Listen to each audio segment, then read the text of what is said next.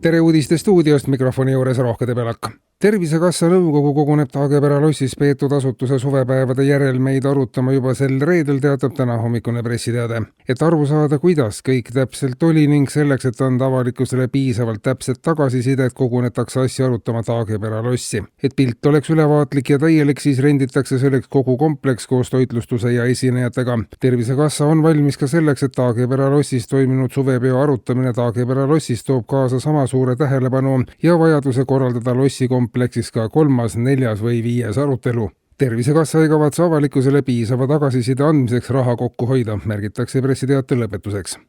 Majandusministeerium annab aga uute uuringute valguses teada, et tuuleparkide arendamine toob suurt rahvamajanduslikku kasu. Lisaks rohelisele energiale annab see juurde neid kinnistuid, kust avaneb $1 000 000 vaade. Tegelikult veel rohkem, sest tavaliselt on näha mitut tuulikut või kogu tuuleparki ja tegemist võib siis olla juba vabalt $100 miljonit vaatega. Kui tuuleparkide arendajad saavad lõpuks hoo sisse, siis 5 aasta pärast on käes olukord, kus vaata kuhu vaated ikka paistab $1 000 000 siit, $1 000 000 sealt ja esmakordselt ajaloos on kogu Eesti territooriumil $1 vaade. Selle sõna kõige otsesemas tähenduses, märgitakse ministeeriumi teates.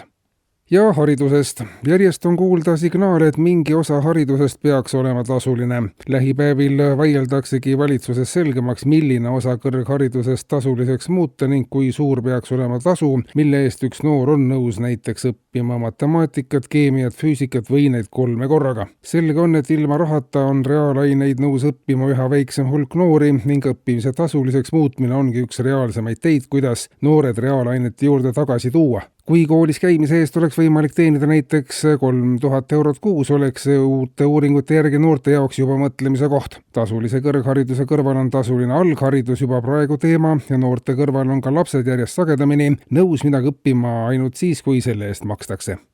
Ja valitsuses on laual ka kohtusüsteemi olulise muutmise kava. Selle tulemusena ehitatakse tervele Eestile katus peale ja kogu riigis saab kohtumaja. Viimaste aastate arengud näitavad kohtute üha suurenevat koormust ja suund kohtumajade sulgemiselt tuleb võtta vastupidiseks, märgitakse valitsuse arengukavas. Inimesed on järjest enam üksteisega tülis ja kaebavad üksteist kohtusse mahus, mis ei võimalda enam muud lahendust kui kogu riigi muutmist kohtumajaks. Üha kasvab suund oma kohtupidamisele ja kerkib ka vajadus oma kohtusüsteemi väljaarendamiseks. Siiski on õigusteadlased katuse ehitamise vajalikkuses üha enam veendunud. Kuulsite uudiseid.